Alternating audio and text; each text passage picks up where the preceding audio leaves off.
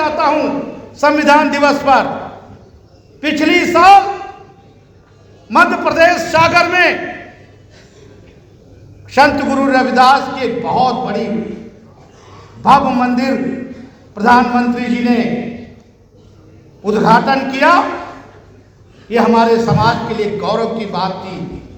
और मैं आपको बता देना चाहता हूं कि बुद्ध पूर्णिमा में के दिन उसी सागर से 40-80 किलोमीटर दूर, 2 मिनट में अपनी बात खत्म कर रहा हूं, 80 किलोमीटर दूर एक दमोह डिस्ट्रिक्ट है।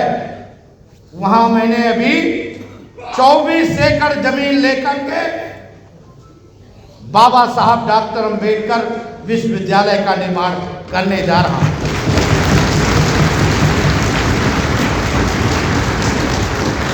मैंने सरकारी नौकरी जब छोड़ी और चीवर जब पहना तो मैंने इसके लिए नहीं पहना कि बैठ करके आराम करूं। जब तक जिंदा रहूंगा मेरे शरीर में बाबा साहब डॉक्टर अंबेडकर की खून है और उस खून को दिन रात बहते देखूंगा और बढ़ाता ही रहूंगा। हमारे बीच में एसटी के मेंबर भी उपस्थित हैं। इनके एक मेंबर हमारी लाकड़ा बहन है जो हमसे हम लोग चर्चा करते रहते हैं, एसटीओं के लिए भी काम करते हैं।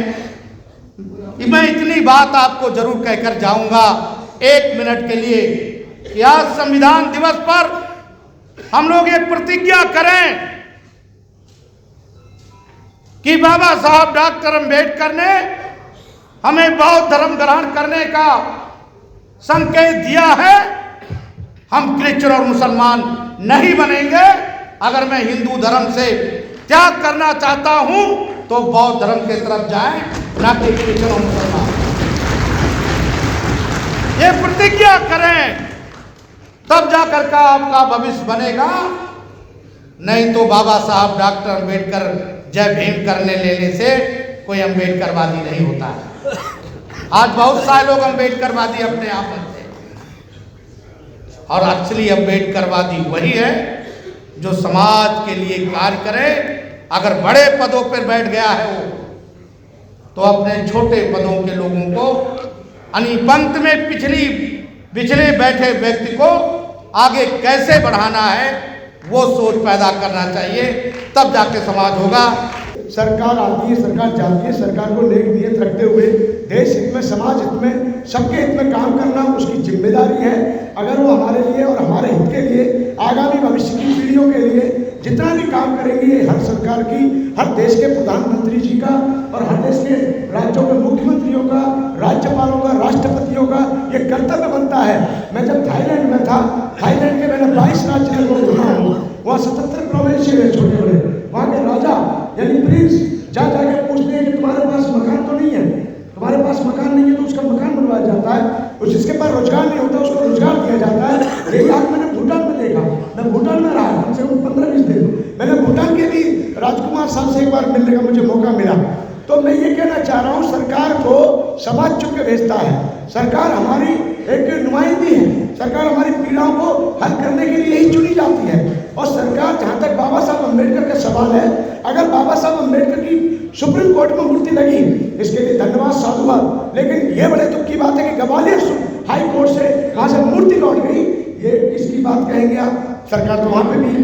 पर मैं ये कहना चाहता हूँ कि भारतीय संविधान के ऊपर किसी भी प्रकार की टीका टिप्पणी जो की जा रही है, ये बिल्कुल गलत की जा रही है। और आज संविधान दिवस के उपलक्ष्य में इस मंच के माध्यम से हम सबका कर्तव्य है कि भारतीय संविधान की रक्षा है तो हमारी रक्षा है, भारतीय संविधान सुरक्षित है तो हम सुरक्षित हैं, हमारी बहन बेटियों का सम्मान है तो हम सुरक्षित हैं, हमारे बहू बेटियों का सम्मान है तो हम सुरक्षित हैं, हमारे देश के जो लीडर हैं, जो चुन के जाते हैं, अगर उनका स्वाभिमान सुरक्षित है तो हम सुरक्षित हैं। परंतु हम ये देखते हैं कि बहुत से नेता जाते जरूर हैं, परंतु वो लाचार और मजबूर होते हैं। उनसे न्याय की क्या उम्मीद रखेंगे? फिर भी उन्हीं में कुछ नेता अच्छे निकलते हैं जो हमारे मौलिक अधिकार की रक्षा के लिए अपनी आवाज़ उठाते हैं और बुलंद रखते हैं अपनी आवाज़ को। और इन सबको एकत्रित करने में महत्वपूर्ण भूमिका हर वर्ष निभाने वाले कौन है? के.पी. चौधरी जी। केपी चौधरी जी, मैंने बहुत सारे नेता देखे, बहुत सारे उद्योगपति देखे, बहुत सारे लखपति करोड़पति देखे, लेकिन इस जगह पर कार्यक्रम सुनियोजित करना इतना आसान नहीं है। अब मैं आप सभी को एक खुशखबरी सुनाना चाहता हूँ। इसके ऊपर तो हमारे प्रिय उपासक सभी बोलेंगे, काइंडली 1 मिनट लूंगा। इसमें मैं आपकी सबसे बड़ी बात, मेरे यहाँ सभी प्रिय उपासक बैठे हैं। जोशी साहब मेरे बहुत प्रिय हैं, बचपन से देखा है उन्होंने मुझे, सभी ने मुझे बहुत प्यार दिया, स्नेह दिया है, और आज भारत के सभी राज्यों में भ्रमण किया, कुछ कंट्रियों में जाने का अवसर प्राप्त हुआ। एक पीड़ा थी सब, एक पीड़ा ये थी सब, एक ये 2 मिनट लूंगा बस प्लीज। एक पीड़ा थी भारत के बौद्ध अनुयायी और भारत के बौद्ध भिक्षु। जब कभी बौद्ध में जाते थे, उनका अपना कोई ऐसा बुद्धिहार नहीं था। वो Thailand, Japan, Malaysia, Cambodia, Laos, Myanmar, Indonesia सब कंट्रियों के बुद्धिहार थे, परंतु लेकिन भारतवासियों को एक ऐसा बुद्धिहार नहीं था जहाँ 1500 व्यक्तियों को शरण मिल सके, वहाँ रह सके। इसके लिए हमने सर बहुत परिश्रम, मेहनत किया, और 6 साल 6 महीने में हमने लगभग 1.5 करोड़ 1 करोड़ लाख की 1.25 एकड़ जमीन खरीदी है वहाँ पर। और जब उसका भूमि पूजन हुआ तो हमारे उपासक जी वहाँ गए थे, केपी चौधरी जी, और केपी चौधरी जी ने उस निर्माण कार्य के लिए 1 लाख रुपए का बचत दिया था, जो कि इन्होंने अभी पहले महीने उसको पूरा भी किया है।